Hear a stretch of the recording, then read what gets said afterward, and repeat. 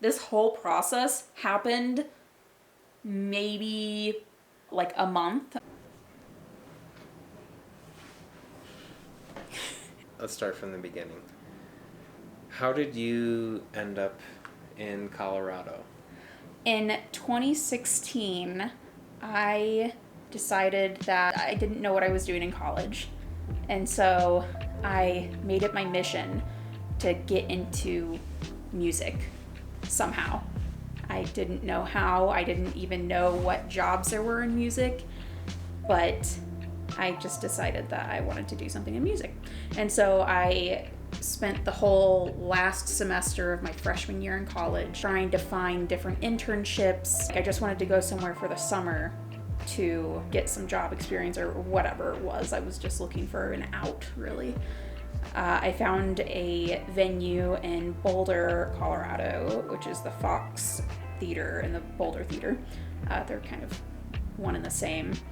And I found their internship program, so I emailed them probably like a month until I heard anything back. At the same time, I was looking on like Craigslist and other places for to find a sublet for the summer in Boulder. I knew that was a place that I really wanted to go. I was more on the side of like, well, if I don't get the internship, whatever, I can find a summer job. I found a sublease for $400 a month, which is like the most insane price that you can find in Boulder. Yeah, I found this like insane deal. I just went for it then. And in the same day, I got an email back from the internship in Boulder. I told my parents that I was gonna be going to Boulder and living there for the summer. And so they were like, oh, when? And I was like, this weekend. And so they came and helped me move out. And I started at the internship. So how did you find your way out?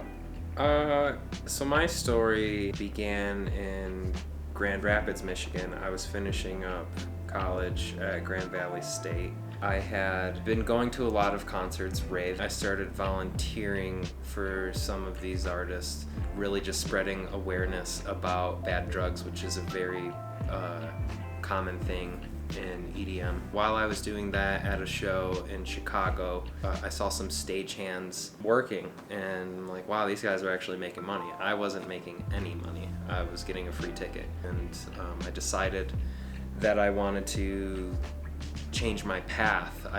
From no path to music. I didn't know what I was going to school for. I still don't know what I did go to school for. I just got a couple degrees. A few degrees. Started talking to my school advisors about it. There's no program for music management, anything like that. I was also a senior in college, a super duper senior on my 6th year. So I didn't have very many options. I knew that was what I wanted to do. I just didn't know how to do it. So went through a hard time my senior year toward the end, and it really pushed me to leave. So I did what any logical person would do, and I threw all my stuff away and moved into the backseat of a Saturn and started traveling the country, actually trying to make my way out to California. Ended up going to Tennessee from there because there was another concert I wanted to see. I met somebody who we just kind of started the discussion of, what are you doing here? And I was like, I don't know, I'm just trying to get involved with this community. And he helped me out by offering me an internship at the Boulder and Fox Theater as well. So I more or less kind of lied to him and said I was living in Colorado, which technically I was. I was living in a car. Yeah, you living anywhere. Yeah, I was living everywhere that I parked the car for the night. So I went back there and gave it a shot, and the rest was history after that. I decided to stay. During that internship, I ended up getting a job with them and started to work part-time. And that's kind of when you came into the picture. Yeah, so how long were you there before I came in? I came in November of 2015. Okay. That's about 7 or 8 months. Mm-hmm. I had started working for a festival, and I came back from that as a newly born man. Starting to feel traction in the music industry. And that's when I noticed you there. I think I helped you set up a drum riser for the first time. It was just another new person. I was already new there, so it was just one of those things where it's like, oh, hey, what's up? You know, we're working together now.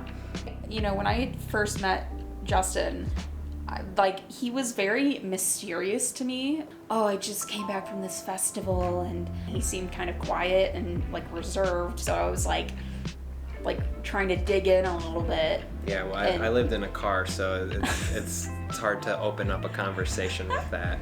Which honestly, I thought was like the coolest thing. I don't know. I thought it was so funny, and looking back, I'm like, oh wow, he was just a bum. Yeah. But successful bum. when I met him, you know, I had interest in him, but I thought that I don't know, he looked a lot older than what he was. So I thought an immediate disqualifier, you know, I can get to know this guy, but he's not going to have any interest in me, you know? Yeah, and I mean, even me, at that point, I didn't have any intentions or reservations. That was my first exposure to you. There definitely was something to notice in you, an attraction of some sort. Fast forward a little bit, there was a work party, a summer party, where we went out to the Boulder Reservoir. You were there, some other friends were there, we were having a good time. That's around the time where I started to think, wow, maybe there's something to this person, maybe I should look into this a little bit more. There was another guy there who I think had some interest in you, and we went paddleboarding, right? Uh-huh. So there was 3 of us, you, me, and another guy. The guy that had the slight bit of interest in me, which I definitely knew, it was apparent. Yeah, I think the moment where I conquered is where I was able to stand up on the board and then start paddling away from that guy and trying to get Kelsey to follow me. Yeah, so the guy that had the interest in me, he was trying to give me his sunglasses because I was like, oh, it's really bright, and then he insisted on me having his sunglasses, and he kept trying to get them to me and throwing them to me, and we're in the water on paddle boards, and I'm like, I'm not interested in him at all. I'm just okay, dude, chill. You know, since I was already drawn to Justin, I wanted to spend time with Justin. I knew at that point, you know, he was a funny guy, he was really nice. I just wanted to spend time with him. And so the fact that this guy is coming along like me. Yeah, it was just that much more reason to be come on, let's go, Justin. That was just a weird thing.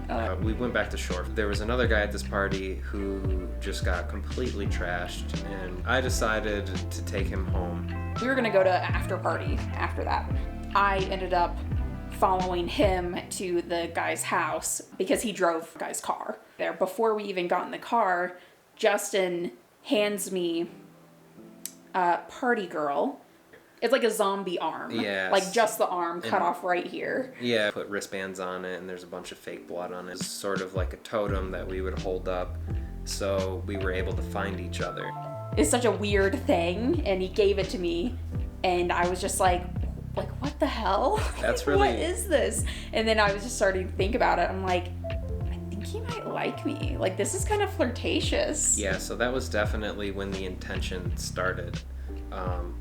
I knew what I was doing with that arm. We went through the drinks with friends, whatever, and then at the end of the night, I had to get my arm back, you know? So I knew what I was doing at that point. It was really to separate us from the crowd.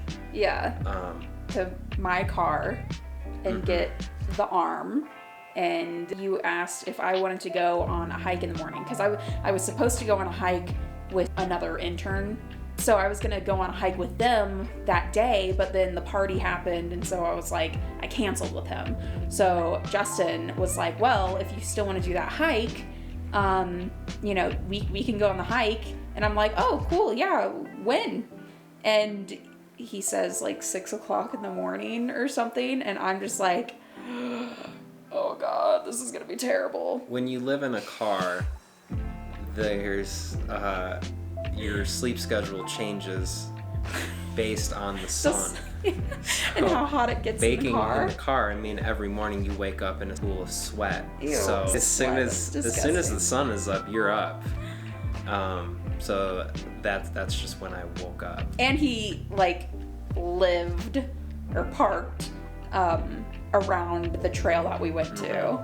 It was a little weird, but because it wasn't like fully a date. So we go on this hike, and I start taking my path, which is off of the path. And, I could tell you were having some issues keeping up. So we ended up going up top, and we had our lunch, which consisted of Cliff Bars. And I think I had peanuts. And peanuts. Yeah, normal things. Justin was going through a lot at the time. And so his outlook on the world was like pretty dark and grim. And so I was just like, I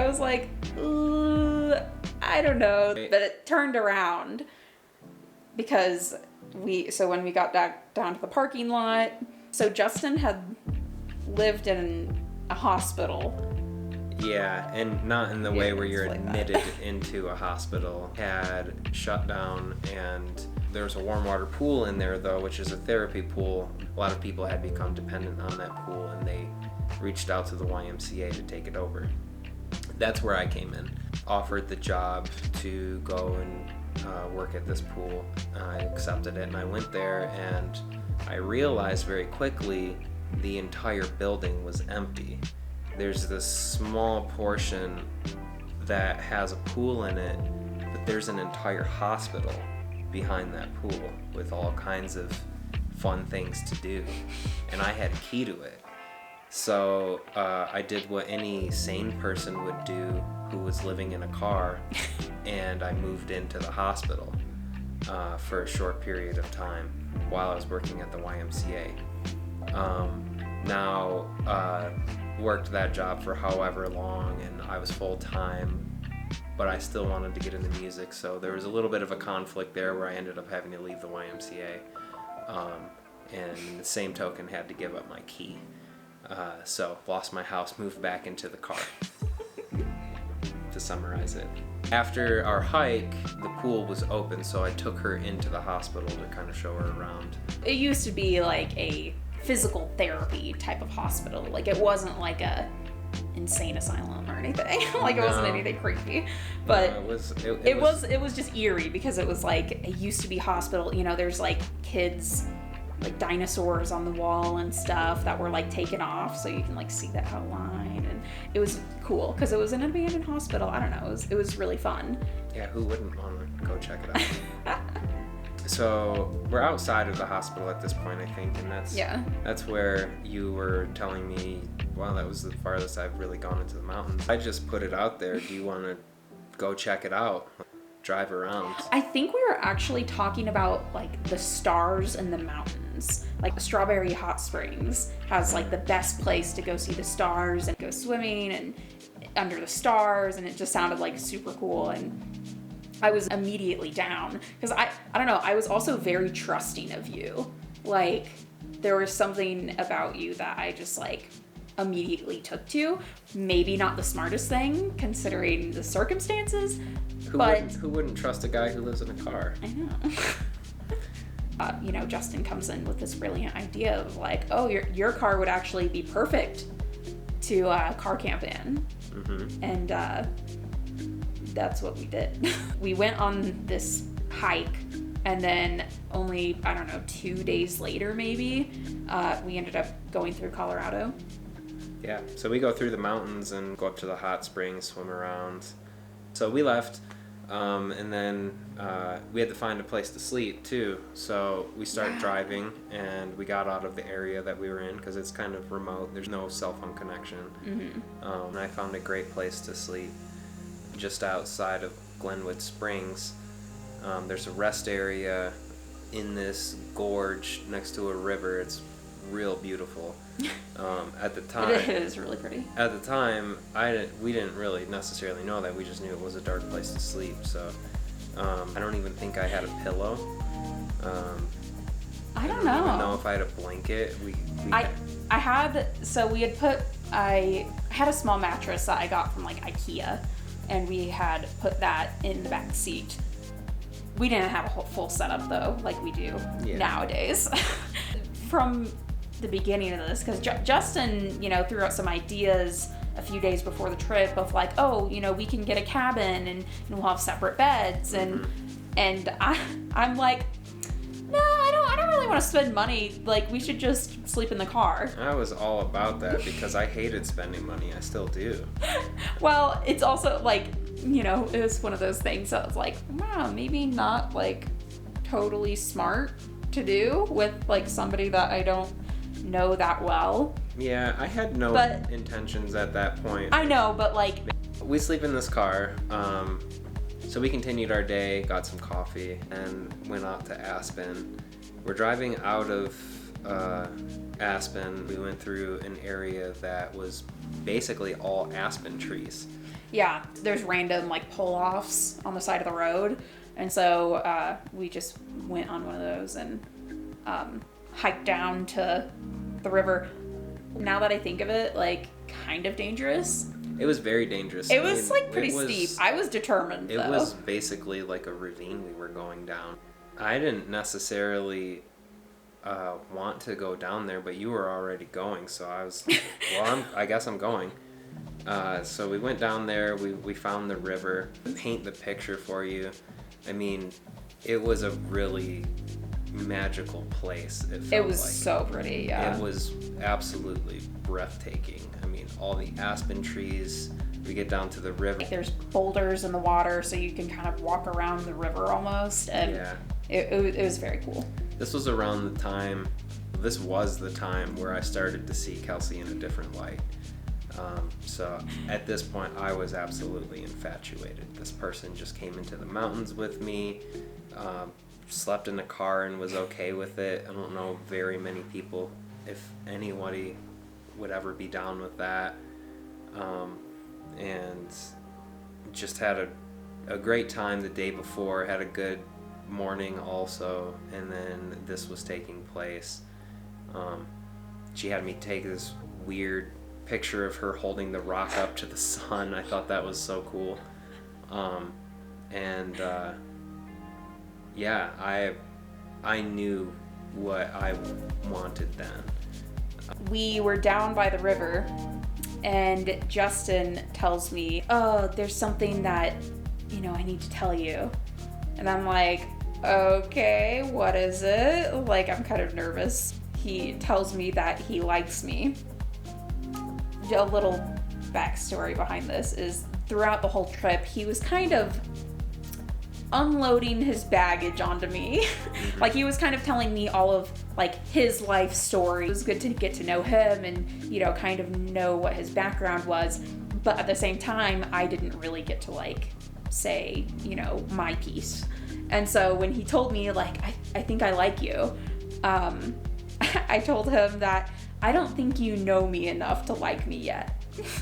I was telling him about me the whole last day of that trip. It was only a two-day trip, but for me, when you said that, it wasn't like it ruined anything. I mean, we were still having a great time. Whatever you said, not now, which is totally understandable. It was a little awkward at first, I think. Yeah.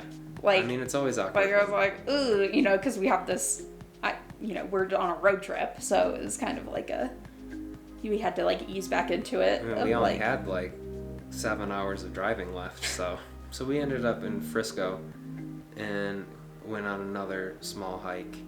Oh yeah, it was across the lake. There was like a hill across the lake, and yeah. We sat and we were resting for a little bit, and I laid the groundwork at least for a date, and we were discussing it. There's some parallels in our life, and I remember kind of like that started as we were, descending down into Denver. That's kind of where that all came up, and like, like how do you feel about kids, and just kind of like the more real like dating questions, I think, were coming up. We were kind of like beelining it, the lazy dog. I was going to shadow on lights, and you, I think, were going to do the same thing but with audio. I don't know, that was just kind of a funny thing that like, it's kind of cool to have that, like, dual interest, I guess. Mm-hmm. Both after similar jobs, just separate sides of what it takes to make a show. Yeah. Lights, audio. So yeah, we do that, and at some point, I get you to agree to a date. And you, like, planned everything. So there was, like, a really nice restaurant that we went to, and then you had planned to go to another restaurant for desserts. I was kind of adamant about, well, like, you know, before I know that I like you, like, I'd like to, you know, go on a date, like a real date with you. Yeah. So, yeah. So after dinner and dessert, we just start walking around Boulder, and we ended up in front of the Boulder Theater, and I was like, oh great, what a perfect place for a first kiss. So I asked you if it's okay, can I kiss you? And I was very nervous. Like, going into this, it felt like I was, like, brand new. Like, this concept of dating and everything. I don't know why. It was just like, it wasn't something that I was looking for when I was going to Boulder, because I was like, I know I'm only going to be here for 3 months. You know, I just want to do my thing, have some fun. I was not expecting to, like, be dating anybody or finding somebody to date. And I'm just, like, awkward in general, so. And I'm just, at this point, head over heels, like, so infatuated with you. We're underneath of the marquee at the Boulder Theater, and there's no show going on or anything like that. It's just kind of dark around. You agree to the kiss, and it was the best kiss of my life. Exactly it's exactly how I would want it to be. The most awkward kiss I've ever experienced. It was funny, and I think it was, like, exactly us and our speed. Mm-hmm. Like, you know, just kind of knowing us now, it is perfect, like, just how it happened. It fit us. Mm-hmm. So that was it. I mean, oh, and then from there, I had the idea of going to this, like, wide open field, and we looked at the stars. Everything is set for a relationship. And I get a job offer in California for a weekend gig, and the guy I was talking to, I was like, hey, there's this other person who I think would be great. And this was for selling merch. Yeah. So this wasn't like a huge opportunity. It was more of like a getting our foot in the door. We just want to get paid to do a gig. Mm-hmm. Ooh, yeah, let's go to this festival. We'll have some fun. We'll go to California. Like, you know, that was just like a really fun idea. Yeah. And in music, kind of. I get this gig. I get the guy to agree to hire Kelsey as well. We go out there. And on the way there, I mean, it's more or less a paid vacation at that point. We drive. I know that she's down to do what normal people do and sleep in cars instead of hotel rooms. So it makes it a whole lot cheaper. We ended up driving out there, and on the way, I deviated off the path and went to the Grand Canyon. Which I wanted to do too. Like, I knew that we were going to the Grand Canyon. It was like an extra 4 hours of drive time. It wasn't much. Which, in comparison to like 22 hours to California, isn't terrible. You know, to be able to see that. I had never seen it, so I was down with it. And it was foggy, so she didn't even get to see it while she was there. And it was like almost sunset. Or no, I think the sun had set, and it was cloudy and dark, and... So we're on this cliffside. You can't see the bottom. You can't see across. You're like, you feel like you're just floating. And I worked up the courage, and I asked her to be my girlfriend right there. And I mean, how could you say no in a place like that? There was the whole side of it of like, you know, I need to go back to Kansas, and, you know, then it's going to be long distance. And then there was the whole other side that was, you know, what do you expect from a girlfriend, especially when it becomes long distance? I don't know. It was just, my mind is little. I had no answers for any of those questions. I was like, I don't know. I don't care. whatever it takes, I want this. Yeah. So she agreed. We spent probably like, I don't know, 2 or 3 hours just like walking around the Grand Canyon at night, like in the dark, talking it out, basically. It was like a very cute thing to do and special. It was very special. And from there, things really started to move quick after that. That's when we go out and we work the shows, and then we worked very well together. We worked really well. We were also spending a lot of time together. You know, this is probably like maybe a week and a half that we spent together. You know, we spent it in a car, we spent it in a confined space, and like, you know, we were just having a good time. We were like, everything was really fun. And so, I don't know, I think it was one of those things where it was like, oh, like, yeah, this could definitely work. I mean, it made sense to me. Yeah. So when we got into California, I called my mom and told her that, like, hey mom, she knew that I was going on a trip and everything, but she didn't, you know, I told her that I was going with like a friend of mine who happens to be a guy. And so as we were like getting into California, I called her and I was like, so about that friend, we happened to stop off at the Grand Canyon and he asked me if I wanted to be his girlfriend. So I have a boyfriend now. And my mom wanted to talk to him. And the first thing that Justin says to her, hi mom. So I think my mom liked him immediately, to be honest, but it was just really comical. I was terrified talking to her. We finished up the trip. We did our job. We did it well. We made money. We were in San Francisco, and we drove up just north of there. There was a beach I had heard about. I think I was just asking random people, where's a good place to go here? And somebody said, well, you're not really going to find a good beach in San Francisco. They suggested a place north of San Francisco called Dillon Beach. So we went up there, and it was beautiful. It was really awesome. It was. We got there, I think, like right as the sun was setting. Yeah, it was golden hour. It was also freezing. It was freezing so cold, but it was so amazing. It was so nice. And that's really where I started to realize what my feelings were. When we were actually on the beach during sunset, I like remember you know, we were sitting down on the beach, you know, kind of huddled up because we were cold and watching the sunset, and like my life flashed before my eyes, except it was like future.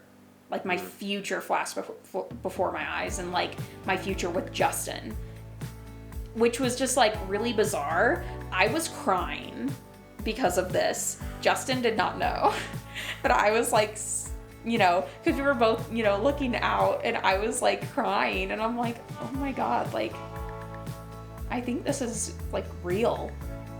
Like, it was a freaky experience. But yeah, I remember I had to coerce you to get out of the car because it was really cold and really windy. I did not. But these stars were like the clearest I've ever seen stars. It's right on the Pacific Ocean. It was far enough away from the city to where there wasn't much lights.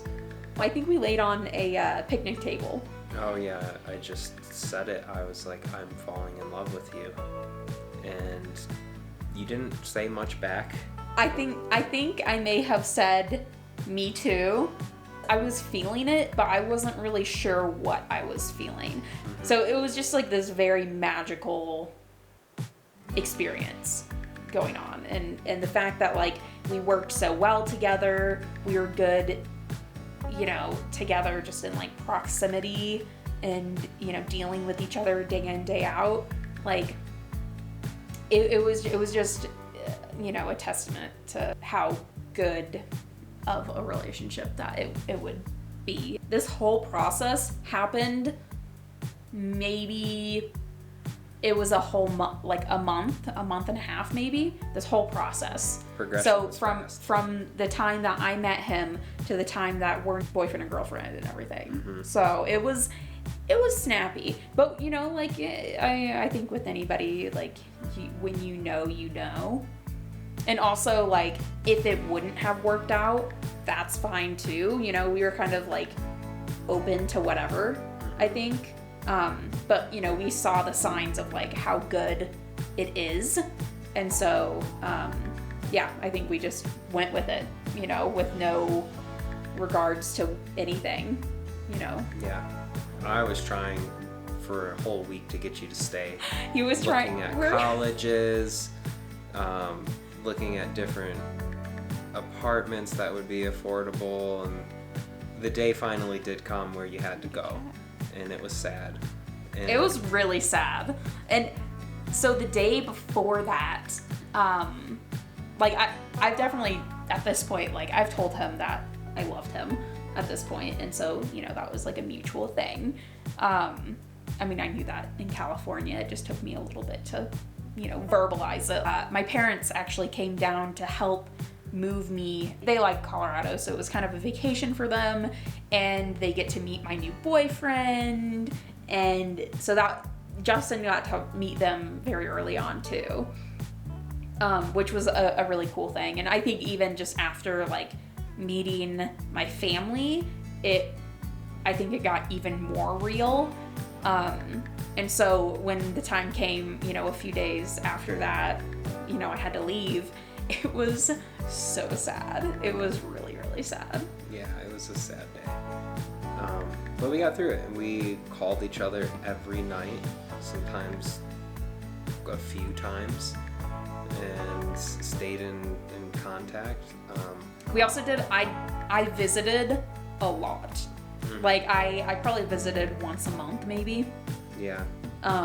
After that, I mean, things like really were confirmed. I mean, we were apart for the first, you know, 6 or 8 months, and after that, I mean, like there was no going back to the way things were.